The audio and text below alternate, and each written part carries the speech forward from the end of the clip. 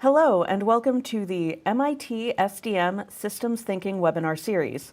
My name is Naomi Gutierrez, Communications Administrator for SDM, and I am today's host. Today's speaker is Nicholas A. Ashford, Professor of Technology and Policy and Director of the Technology and Law Program at the Massachusetts Institute of Technology. He is a faculty associate of the Center for Socio-technical Research in the School of Engineering, the Institute for Work and Employment Research in the Sloan School of Management, and the Environmental Policy Group in the Urban Studies Department. Dr. Ashford is the co-author of 2 books on sustainable development and the author of numerous articles in peer-reviewed journals. His talk today is titled Sustainable Development at a Crossroads: Challenges for Industrial Growth, Economic Welfare, Employment, and Environment. If you have questions for Dr. Ashford, please enter them into the chat window at the side of the video. They will be addressed during the Q&A portion of this session. The recording of this presentation will be available online after today's session. A link will be sent to all registrants. And with that, thank you, Dr. Ashford. Thank you, Naomi. It's a pleasure to get yet another webinar with the STM program. The work that I'm going to be talking about is drawn from years of work on a book called Technology, Globalization, and Sustainable Development. The recent edition is 2018. Now that's a title that would put even academics to sleep. So I think the subtitle, which is Transforming the Industrial State, might grab more attention. And I will be talking about the variety of ways in which the industrial state needs to be pursued. Now, we at MIT do a lot of work in policy analysis and not enough work in policy design.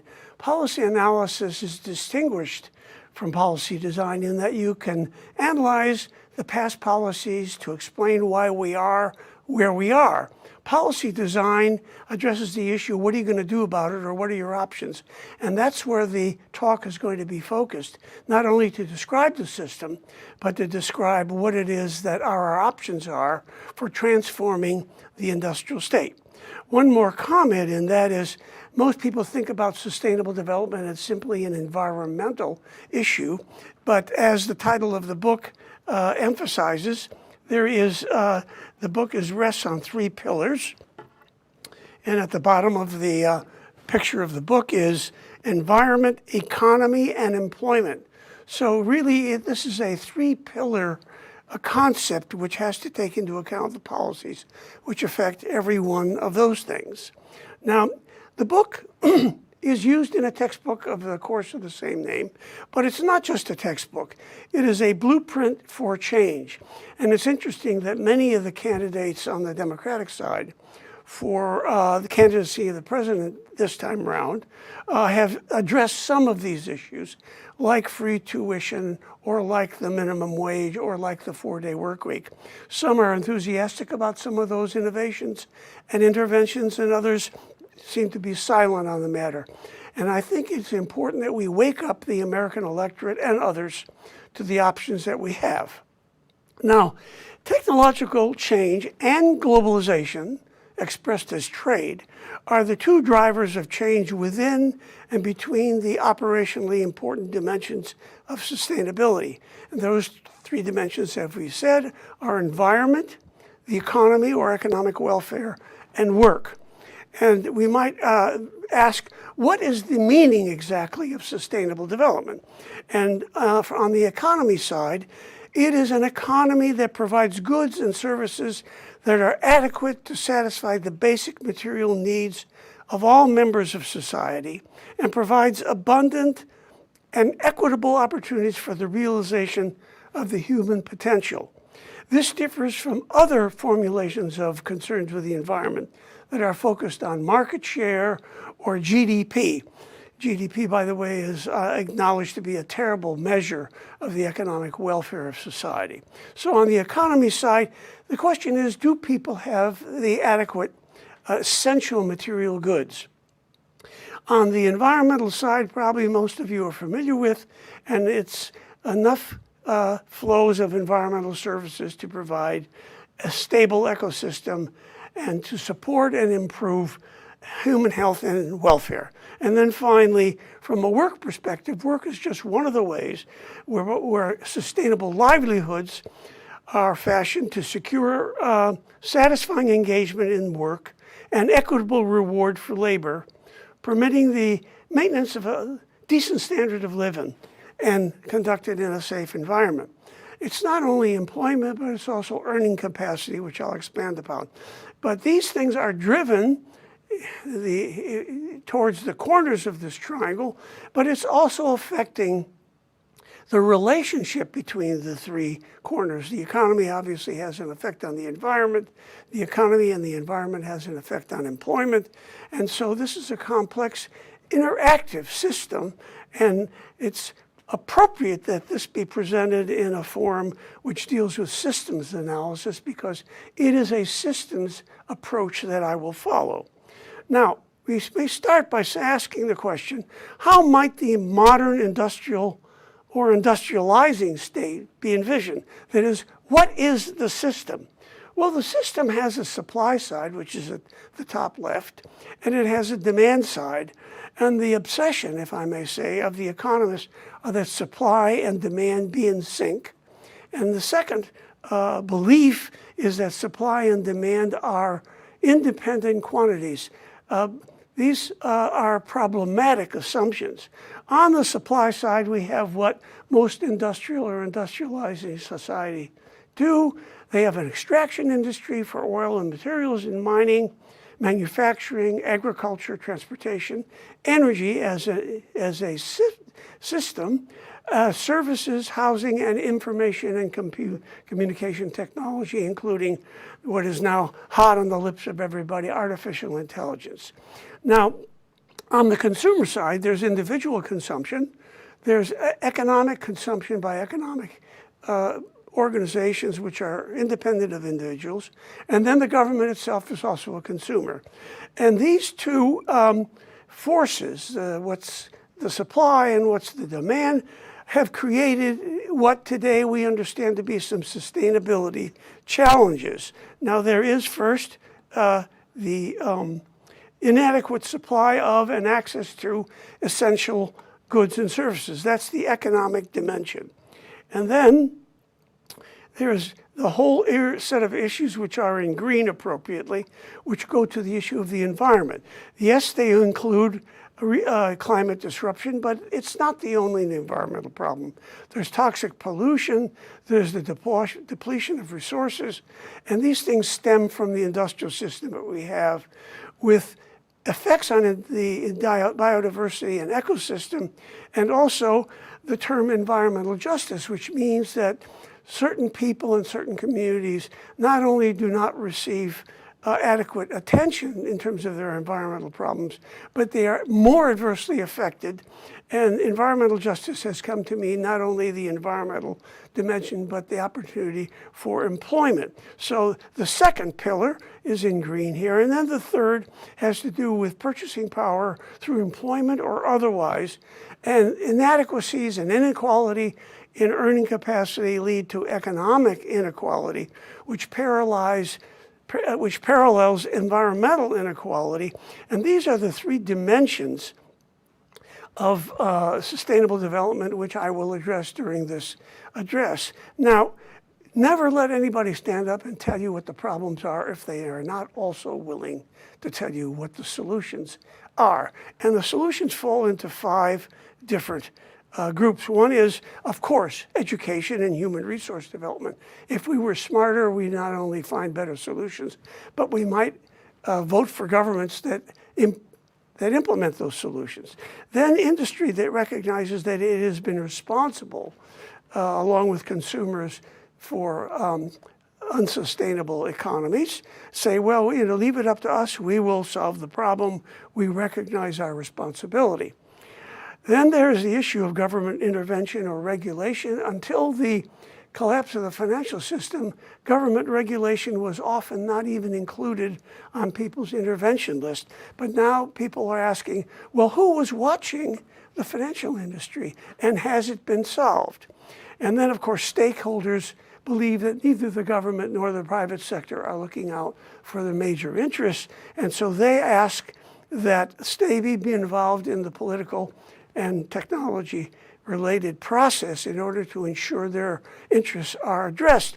But finally, the reform of the financial system, which so many analysts ignore, reflects the fact that the financial system, which led to the breakdown in finance in 2008 and what followed here and in Europe and in Asia, means actually, unless we reform the financial system, we aren't going to be able to make much progress in the environment or employment. So this is the system that I would have presented maybe 10 years ago.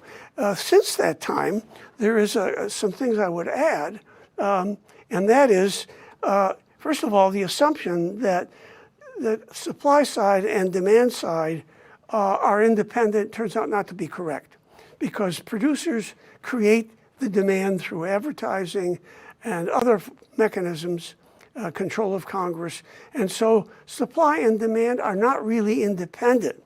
And secondly, the whole financial structure has done a number of things to distort what you might think would be an equilibrium between supply and demand, which is what classical economists try to give us. And one is that there are subsidies to industry so that oil is cheaper than it should be, so that agriculture is cheaper than it should be, and affect markets in that way.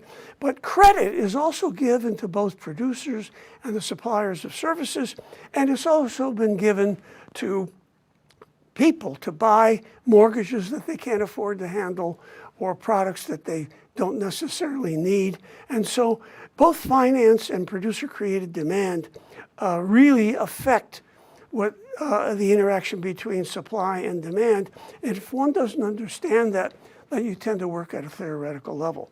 Also on the supply side, I've put in red energy, because energy not only is essential for economic growth from a historical perspective, and we may not have that driver at the extent to which we had, but energy is also a challenge from an environmental perspective in terms of greenhouse gases. So this is the system. I guess if the PowerPoint was frozen and I could only show this one slide, it would be the slide that I would think would be most important to understand. Now, the factors of production, which drives the supply side, are in critical challenge. There's an expanded list on the right of the factors of production, and the bolded factors are the things which are most likely in control or influenced by the private sector. And the thing about the factors of production, as I said, is that they do not reflect their full cost. The full freight is not contained in the price of the factors of production because of a failure to internalize negative externalities, a concept borrowed by from the economists. And so what is the meaning, after all, of equilibrium if both the supply and the demand are not in their natural state, so to speak, that there's great influence between them and in each?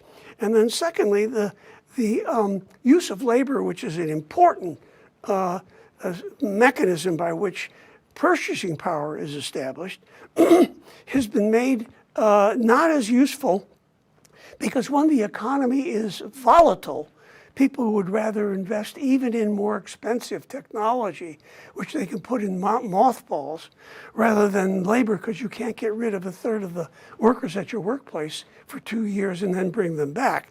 So it turns out that the volatility of the economy, which is exacerbated by the financial crisis, has really downplayed the importance and ability to labor serve as an important factor of production. I would say that the financial crisis actually has presented and put us in a perfect storm.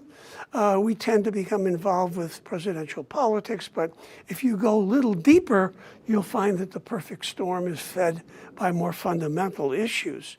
And we are facing the longest recovery period of jobs or employment in modern history. Unemployment rates do not tell the full story.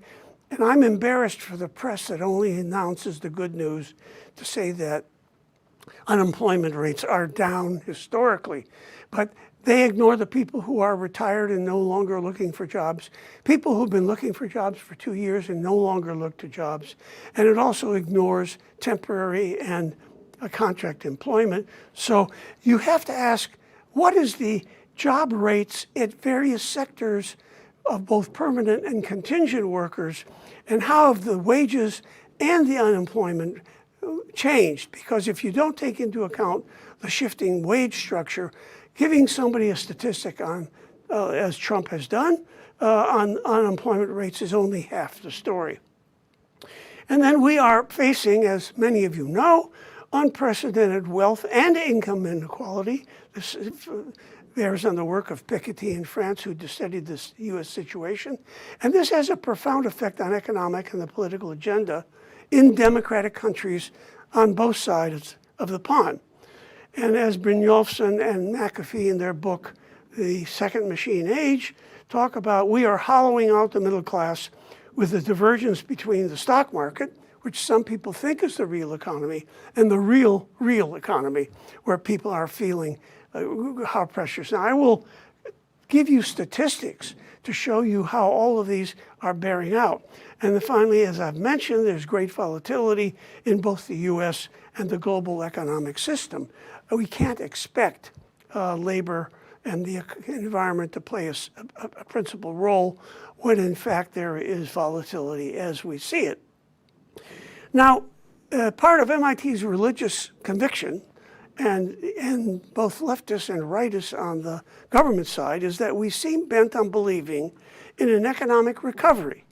And we believe not only in GDP, which is a terrible metric, but we believe in productivity, which is an even worse metric because it is total output by all factors of production divided only by the labor input. And it is, this recovery should be contrasted with the transformation of the industrial state, which is not just going back to where we were with R&D and innovation driving the economy, the real economy. We continue to believe that increasing technological innovation is the most assured pathway to better times. And as Brynjolfsson and McAfee have warned in parts of their writing, this may not be the most assured pathway to better times.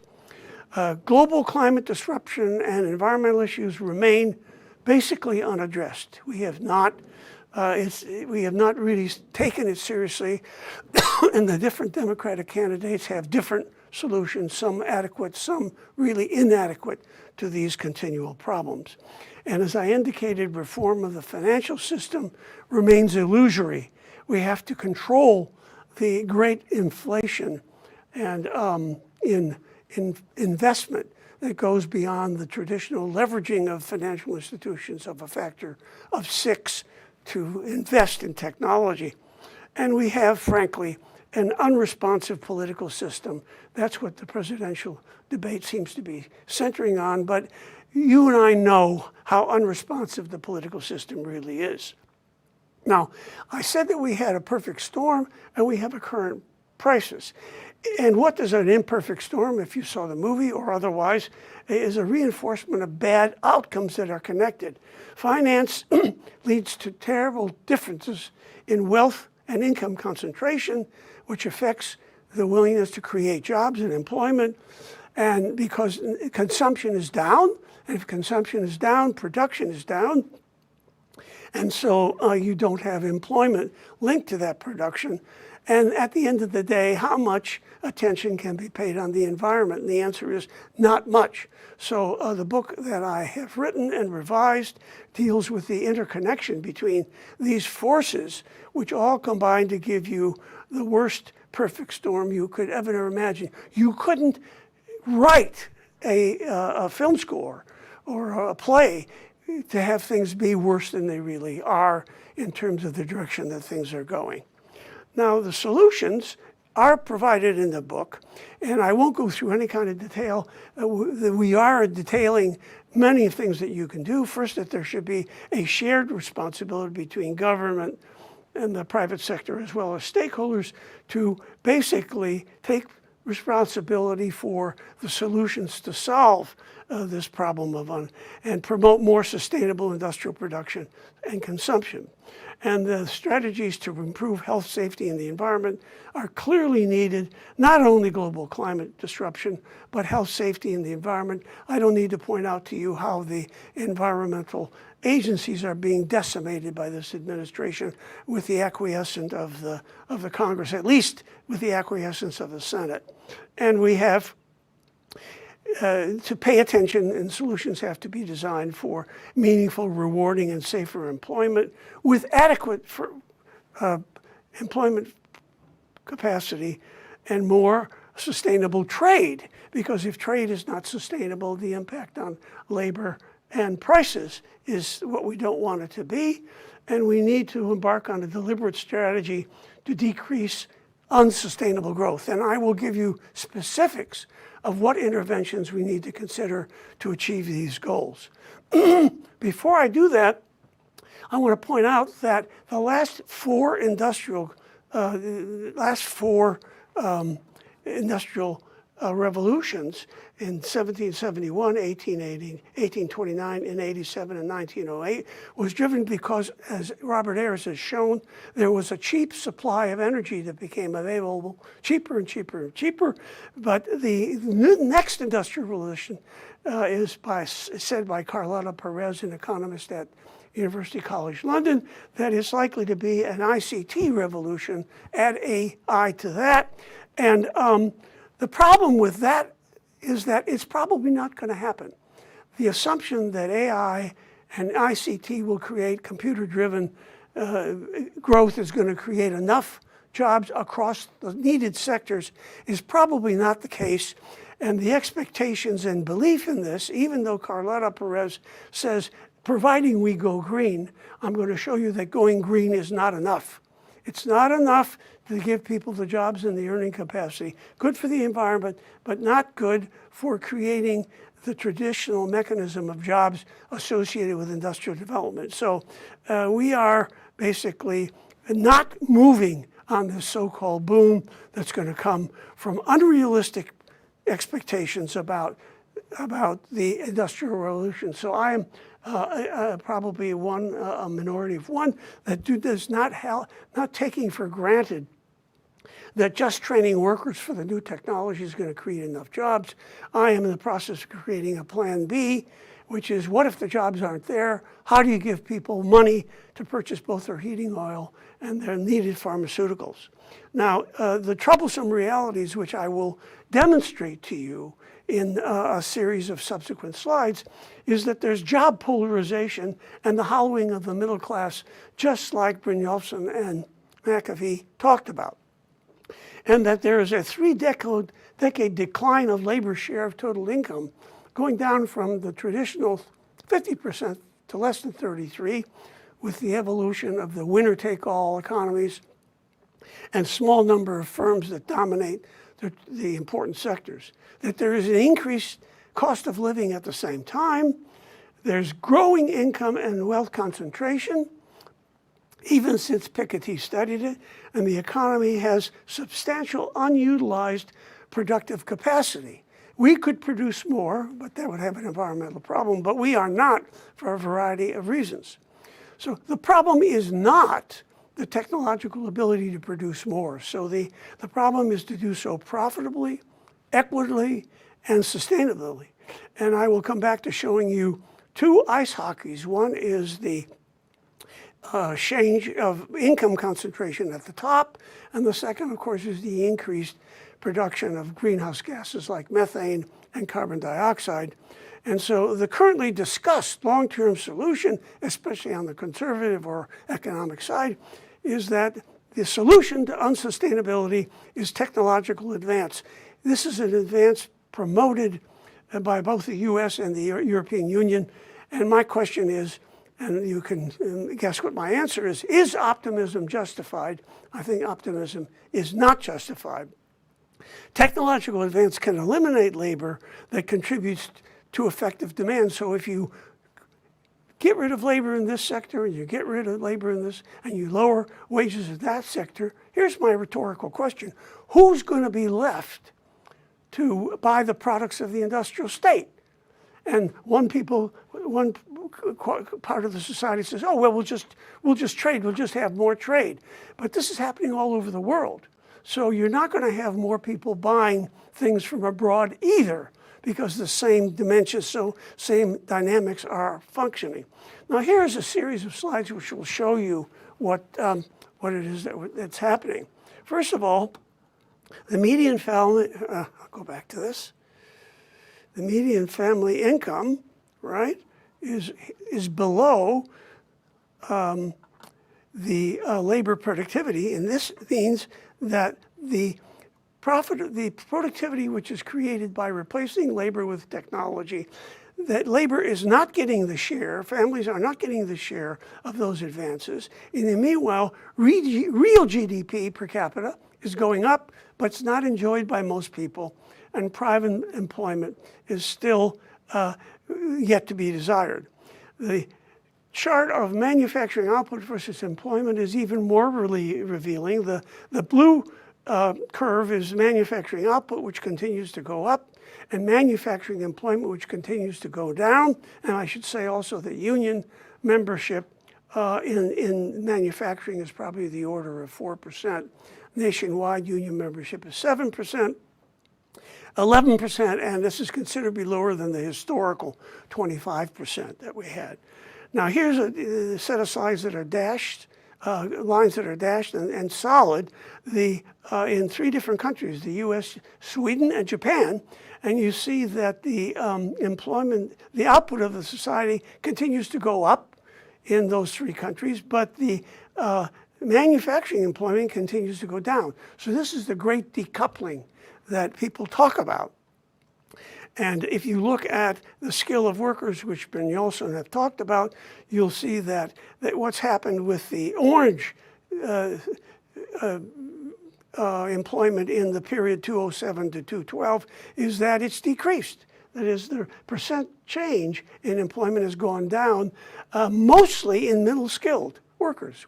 So we're reallocating, instead of a Gaussian distribution of skills, we've got a bimodal distribution of skills, and the middle is being relegated to the extremes. There's job polarization, and 94% of the net employment growth in the US economy from 2005 to 2015 have occurred in alternative work arrangements like contract work or contingent employment. The conventional full-time job is disappearing. The millennials are even in a worse state of affairs. These are the millennials, and their deviation of wealth produced previously has gone down. And so if we thought that the millennials were being as good as their parents, you got to take a look at Bloomberg statistics, which indicate there's really a problem here. Now, the distribution of family income over the last 50 years is that the 90th percentile does really well, the 10th percentile does pretty badly, the 50th percentile doesn't do much better. And so the skills are driving income inequality as the amount of skilled workers are no longer encouraged, and that the ownership of capital is taking out basically the income that used to be shared after the war with labor. And this is a worldwide phenomenon. The black indicates that the change in occupational employment is present in all countries. And so this is not just a US phenomenon. That trade and automation is going up, while labor share of GDP has declined in 42 of 59 industrialized countries. So it is a global phenomenon, which is one of the reasons that both trade and international agreements are important. In the age of automation, as production becomes more capital intensive and owned by the capitalists, the distribution of earning will become even more capital intensive. And with the brakes that we give to capital and investment and the taxing that we do to labor, this problem is just going to get worse. The premiums that people pay by workers and for family coverage have gone up tremendously, and the employee owners' earnings have gone down, even compared to inflation. And so you find this great decoupling continuing. And some of this work is also been done at MIT with David Autor and Asimoglu's work, just to name a few. Now, if I break up that premium, you see that premiums for hospital work and tuition has gone up, medical care has gone up, wages have not kept up. That's the dotted line. And then housing may have become slightly cheaper than it was, or new cars. But basically, what people have to spend their money on has become out of reach. And the non-tradable services like childcare have become very expensive. You can't simply substitute that. So manufactured goods with import competition, like TVs, is very different than it used to be. Here's a distribution by both whites and blacks and Hispanics, and you'll see on the left graph that black family wealth has hardly gone up, while white has gone up tremendously. Hispanic parallels that distributional problem. So there is a discriminatory effect, as interestingly parallels the role of immigration and migrants in both the US and in Europe. But it's very clear who's benefiting from what economic growth occurs. The richest 1% bagged 82% of the wealth created last year, and the poorest half of the community of the humanity got nothing. Stiglitz is one of the economists that I teach that is really worth listening to. He and Guy Standing, economists who are not routinely taught in economics departments or business schools anywhere. And what Stiglitz says is that inequality and unearned income kills the economy. The rules of the game can be changed, and he's written something for the Roosevelt Foundation, which is called Changing the Rules, which is a detailed list of mostly economic interventions that I have adopted in my final slides. But Stiglitz is maybe, I think, our best economist, and hard to beat in terms of what he writes and talks about, and yet, you know, his writing is not popular, even though he won a Nobel Prize. Now, the two hockey sticks, one is that the past, this is the global climate change, and you can see towards the right of the graph, things are going out of control. At the same time, look at the changing concentration of wealth. It's becoming much, much more concentrated from 92 to 95 to 98 to 2001, 2004, 2007, 2010, 2013. 2016. So we have a real dispersion of wealth, and this relates to who controls the economic agenda. Now, the book has these 13 chapters in it. It provides a framework to enable practitioners, students, readers to understand the critical levers of change. If you don't hit those, you know, it's not, for example, just unemployment rate.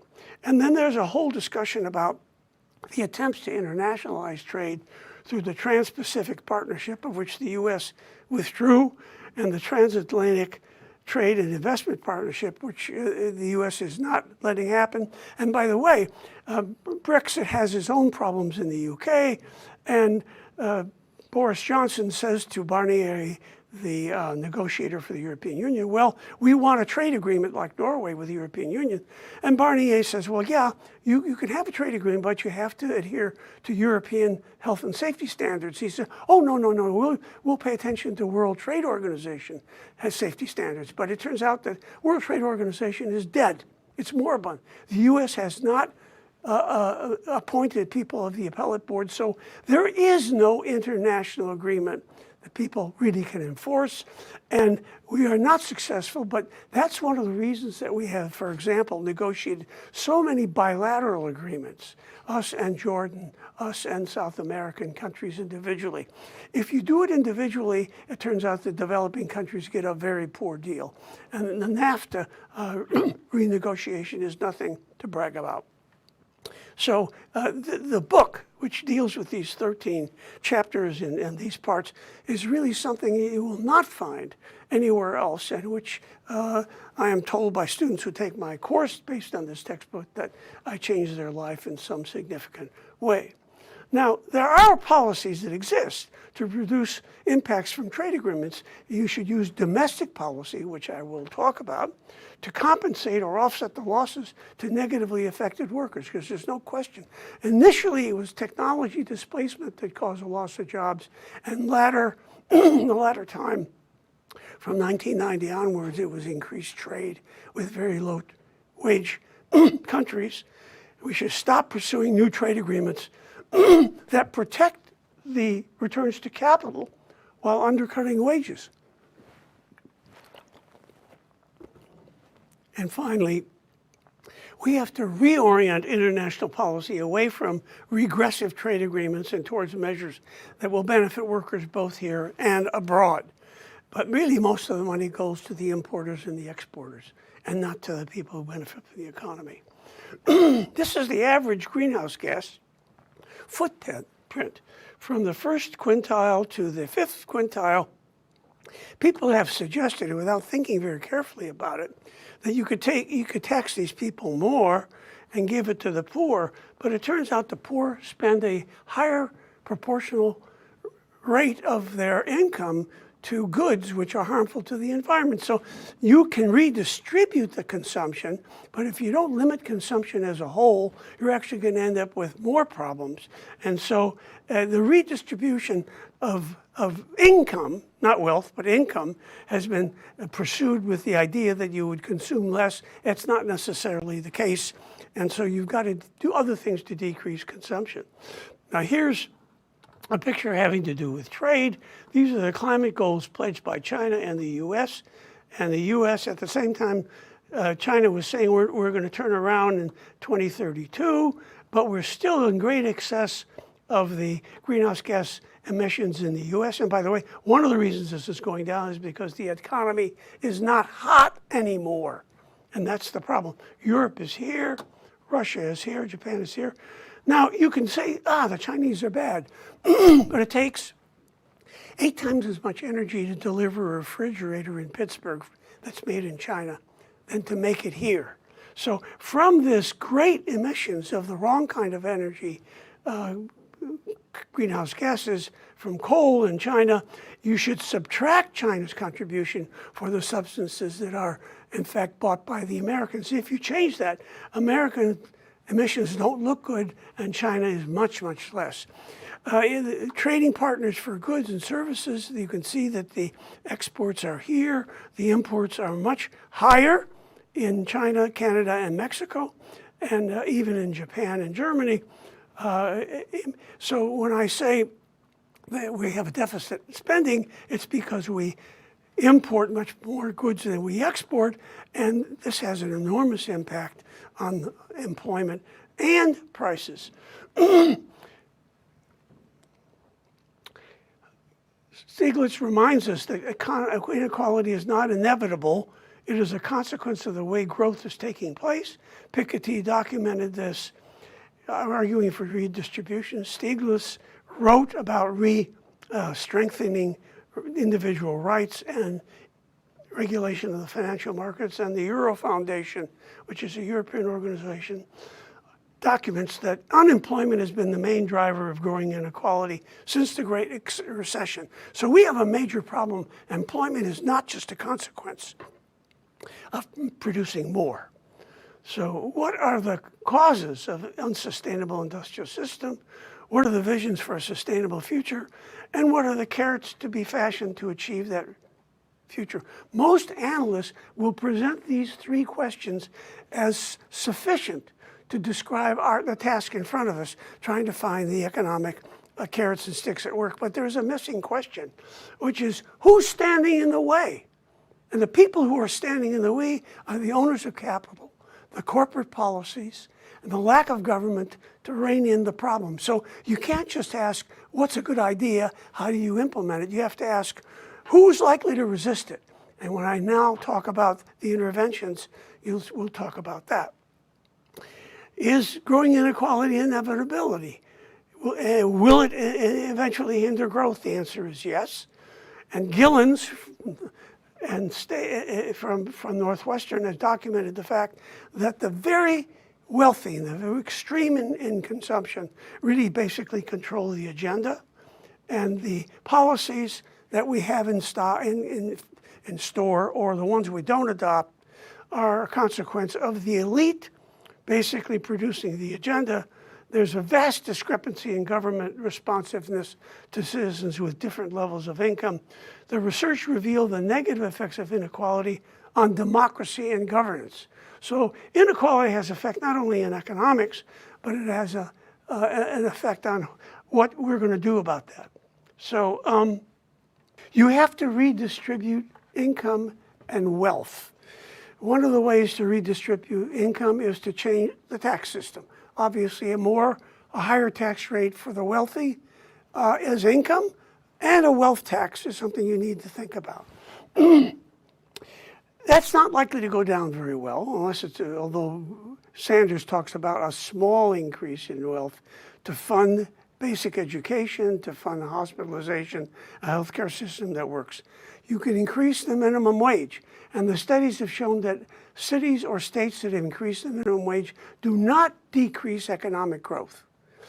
You can adopt a 4-day work week, which some countries in Europe and New Zealand have adopted, and they found out that workers produce more in 4 days than they've produced under the old system under 5. So you can increase the leisure time that workers have, which will have less deleterious effects on them, although you got to be careful, because people have new leisure time. They're going to buy a snowmobile, and they're going to have take more trips, and so you may increase the consumption. The original push for a 4-day work week didn't come from making it better for workers. It made it to try to decrease consumption, but that turns out to be not a driver that you really want to talk about.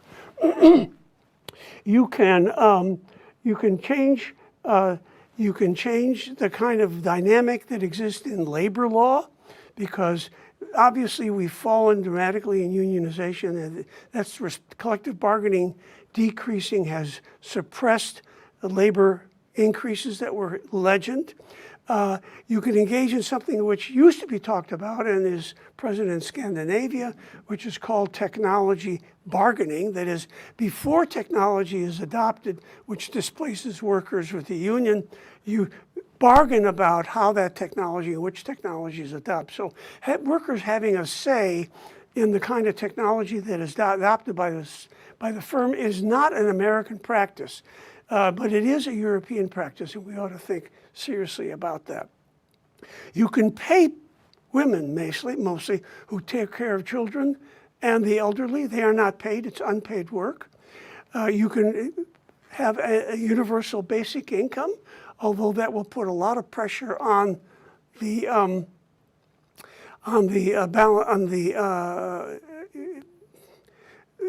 government debt that exists. And that reminds me, a lot of what needs to get transferred to ordinary people, either as earning capacity or as increases in wages, may require losses in private sector profit, but it also may end up giving you a large amount of deficit spending. Now, of course, we as a nation spend more money executing wars than any other country in the world, or 5 or 10 countries combined. And so we can do deficit spending by populating those programs, but also we could, instead of getting people more money, we could provide a healthcare system that operated, an educational system which was free, environmental protection, all the things which are not being done would require government spending, but you can tax the firms, you can tax the corporations, which now pay a legendary low percentage of corporate tax. You can tax individual wealth, which is different. So in the book and in the paper, which I will append to this lecture, are a whole variety of interventions which basically correct what has been wrong. Increased collective bargaining, have changed the nature of demand so that people don't want, I mean, 80% of new cars sold is SUVs. You get just as fast from one place to the other if you drive a small car. Maybe you'll park a lot faster as well. So, I mean, the problem, we're operating under a system which says, if you want to make more money, you got to sell more stuff. We could implement a system where the less you sell, the more profit industry makes. You just have to do it through a pricing mechanism, which is, for example, part of the water conservation in the Southwest. You give industry more money for selling less, and consumers are taxed for things which they don't need and which are environmentally harmful. All of these things is going to dislodge somebody who has a dog in that fight. So it's going to take a lot to have that happen. It is not impossible. Some things are more difficult. There are specific changes which could be listed, and I will append the paper. So let me stop here. It's 7 minutes to 1, and you probably want to take some questions, right? Sure. Thank you, Dr. Ashford, for that talk. Okay. I think it covered a lot of ground and has given us all a lot to think about. We did have some questions come in while you were speaking, so Sure. I'll start with those. If any of our viewers have further questions, please feel free to enter them in the chat window, and we will make the missing slides available after this presentation. So the first question is from Charlotte Sullivan, who asks, how can we address the bias in higher ed that social entrepreneurship is the most powerful means for progress versus policy design? Well, I think that the fault in the American educational system isn't the higher education. It is the lack of an operating school system at the primary and secondary level. My daughter, who graduated Syracuse at the top 0.1% in her class, learned at the university what I learned in high school. So the quality of what's being taught, the remuneration to teachers, which is something Sanders talks about, the quality of schools being dependent on local finance, and when people have educated their own children, they don't want to educate anybody else's.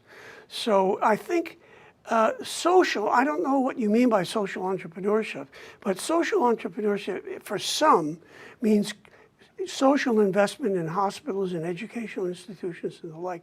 But part of the failure of the political system is the fact that critical thinking no longer is responsible for real facts. Alternative facts, it's an astounding observation that people would vote against their interest, but they do. I hope that answers your question. I think that's a start. I don't know that there was more information. Charlotte, if you would like to clarify what you mean by social entrepreneurship, I'd be happy to expand on that. George Macrae asks probably a fairly loaded question, but whether there's any politician who's addressing these issues and calls out specifically Yang, Steyer, and Bloomberg as whether they bring anything useful to the table. Well, I think Steyer brings something to the table by pointing out the corporations. So does Bloomberg. Yang has a lot of these ideas incorporated, but so does Elizabeth Warren and Bernie Sanders. Buttigieg doesn't seem to have that many, neither does Klobuchar. But whether America is ready for a shared economy in the sense, there still is retained a belief that the way you get an industrial society moving is by supporting the entrepreneurs and corporate investment. But that isn't what the facts show. That isn't what the facts show, because the labor share and the standard of living has fallen for across the board. It's not my preference for a socialist agenda. It is my observation of the economics of the times. Sure. I think the next question actually kind of touches on that a little bit, which is a question as to whether there are studies that look at levels of participation in government and democracy in relation to income inequality. I think you touched on that a little bit as far as the policy outcomes not really reflecting the preferences or needs of poor or middle income people. Well, the work by Gillens and Page shows that the private sector and the elite, the top 0.1%, get from government the kinds of regulations and legislation that they want 94% of the time. So the public doesn't get from the legislation what they actually want because they do not control the political agenda. This is both a problem with campaign finance, but it's also the more powerful have access, and they're given access, and other people are not given access. I think at the lower end of the economic scale, people concerned with environmental justice in their communities do have impact, and they do affect local policy. But which brings me to a point, which is it may be that more power has to devolve to some of the states than to the federal government, because the federal government seems truly broken. And I do have a clarification on the social entrepreneurship question, excuse me, which was asking, basically looking at centers like innovation hubs and the general idea that designing our way out of these issues is encouraged, but that's by starting responsible businesses versus political organizing around better policy. So I think they're thinking of things like, green startups or groups that are trying to create solutions rather than... I had indicated that going green is not enough. So the green startups may very often have a negative effect on employment someplace. Displace coal, increase solar panel employment, but it doesn't balance out. I've been in this area 47 years, and I think that the issue that the private sector adheres to corporate social responsibility is highly exaggerated. This one's a little more philosophical. Can we become sustainable without addressing greed and fear?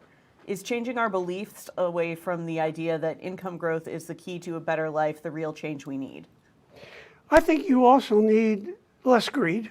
I mean, I think that the Greeks have a saying, they say, the suit that they bury you in has no pockets. And people ought to understand that. But increase the minimum wage, provide a guaranteed basic income or institute a negative income tax, provide funds to transition or re-educate workers, provide guaranteed government jobs through Keynesian spending, fix the potholes and paint the bridges. It will start things. Pay those doing unpaid work, I already mentioned that. Shorten the work week, I mentioned that. Change the effects of taxing of labor by taxing pollution and reducing the tax on labor. If we don't want pollution and we want work, why are we taxing work and not pollution? Change the taxation of income and wealth, increase the participation of worker and employee stock ownership plans, adopt the recommendations of Marjorie Kelly in the Ownership Society by creating B corporations that invest in public services, have people invest in building hospitals and educational institutions for the community, institute the central tenets of binary economics, let people earn more money by owning, make them into mini capitalists, increase the contribution of employment to productivity by designing work back into the production process and the delivery of services. So all of these things affect different parts of the way the economic system works. And there's another whole slide that I didn't include. We'll change in that if we can. Okay. All right. It's now 3 minutes after 1. Yes, unfortunately, I think we do have to wrap up. Do you have any more questions? I think we partially addressed them, so Okay. I think we'll be okay wrapping up. Okay. So I'd like to... An email you can be reached at? is there an email address where people can reach you after this? nashford@mit.edu. nashford@mit.edu. Right. We'll also put that up on the SDM website after this. All right. I'd like to thank our audience for attending the webinar and for bearing with us through technical issues. Again, the presentation recording will be available online after this session, and we will make the slides available as well. Please join us in March for a webinar with Jayraj Nair on challenges facing the industry of Internet of Things. And on behalf of the System Design and Management Program, thank you for joining us. Thank you.